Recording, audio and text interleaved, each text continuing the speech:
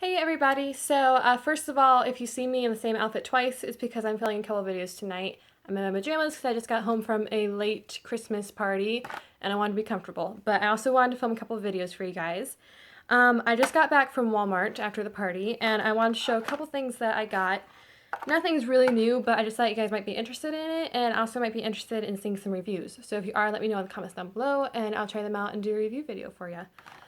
So, let's see, I got four things, kind of basic things, but recently I've run out of every basic item that I have. So I've been looking for a new foundation recently with the drier skin and the winter coming. My skin's not so happy, so I've been needing a new foundation. So I got this Rimmel London Clean Finish foundation. Now, I have not tried this specific one, but as soon as I brought this home, I remembered that I got one that was very similar to it, and it was way too orange on me. I am very pale skinned, if you can't tell, and I'm also pink undertoned.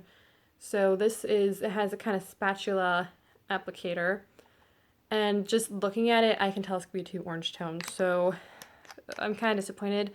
The thing that really drew my eye to it was it's only $3.97 at Walmart, which is a really good price for a foundation. And Rimmel London is one of my more favorite drugstore brands. So I think this is going to be a no-go for me just because of the color. So unfortunately, I can't really say if it's good or not, but very sad that they don't have a better pink tone foundation. Then I got some Duo Lash Glue this morning. I was putting on some false lashes and I put one on, and then the glue, when I went to put the second one on, the glue started to really get runny and gross and I didn't have any, so I was like, I need to get some when I'm out. This, in my opinion, is the best lash glue. I've used several. This is the one that I use personally on myself, and the box is empty. I'm gonna have to go back and try to return that and get my money back, even though they're gonna probably think I stole the product. So it's an empty box from Walmart. But anyway, this lash glue is the best in my opinion. I've tried many. I used to do makeup artistry for not a living, but I did it on the side, and this is what I used on all my clients. I had a lot of bridal clients and a lot of prom girls, and this was the best in my opinion. A little bit upset that the box is empty though. I guess I need to check that from now on. Who knew? Moving on, I also got two hard candy products. I used to use, as of yesterday, a Clinique, I'm not sure what it's called, but it's a Clinique Airbrush Twist Out type concealer. It was amazing, and on me, it was a great highlight shade too, so I would use it under my eyes, and then I kind of use it like on my forehead, my chin, and it was a really great highlight, but I just ran out of it this morning again. And I don't know if Clinique still makes it. I bought it back in the day when I used to work for them, and we always had old stock of stuff that wasn't even available anymore. So I'm not sure if they still make it or not. So I was looking for something that would be similar to it and less expensive. And I found this hard candy. I'll show you the box. It is the Sheer Envy Eye Brightening Concealer. It's 10 beauty benefits in one. Now this one claims quite a bit. It's not just saying it's going to like conceal. It's saying that it's going to reduce puffiness, diffuse shadows, soften wrinkles, even skin tone, eliminate dark circles, blur lines, brightens, conceals, corrects, and lifts. That's a lot from one little twist tube concealer, but I'm not 100% buying it for my under eye circles, which I am, but they're so bad nothing works that much on them.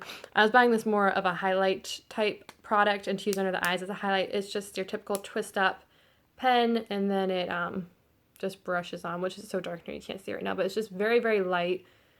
And I'm hoping it will work as a nice subtle highlight to use. And I got the shade Light. They had one that was brightening, but it looked very, very dark. And I think they had a medium, but again, way too dark for me. So I picked up that. And then one last thing that I picked up was this Hard Candy Just Glow Baked Illuminating Duo. And with their baked products, I really like them. I love the baked eyeshadow duos. They're amazing. I love the baked blushes. Some of my favorite, Living Doll and Pin Up, my two favorite blushes that I own. I like them more than I like MAC and the higher end ones. So this is just a little duo. It has a very, very subtle vanilla toned highlight, and then it has a little bit of a darker golden bronzy highlight, but still very, very light. This is in the shade Candlelit. And then you open up, has this little brush. Ooh, I just noticed it has a mirror. That's kind of nice, I guess. So not saying I'd really travel with, but it's still nice to have a mirror there in case you need it. And then brush won't be using. It's very scratchy, but I didn't buy it for the brush. just an extra freebie for me. The main reason I bought this was because this reminds me exactly of the Laura Geller highlight. And I can't remember what it's called, but it was a baked highlight, and it looks identical to this. And I broke it a couple years ago when I was having a really bad morning. I decided to throw it across the room. It shattered.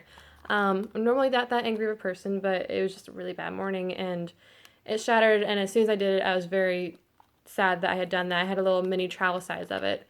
But as you can see, it is that Kindle Light glow. It's very subtle and soft. I'm not seeing it too much when I put it on my skin. As you can barely see that sheen, but that's really what I like. I'm not a huge fan of the very sparkly, chunky glitter, very glowy look. I like a very matte look, but lately I've been letting do a little bit of a very subtle highlight, just to bring out my features a little bit more. So that was the main reason I got this one. I'm not sure if I'll be using this one. I think it might be a little bit too brown and dark on my skin, but even that is very, very subtle. I'll do a little swatch. I mean, I can barely see it. You can just kind of see that sheen right here.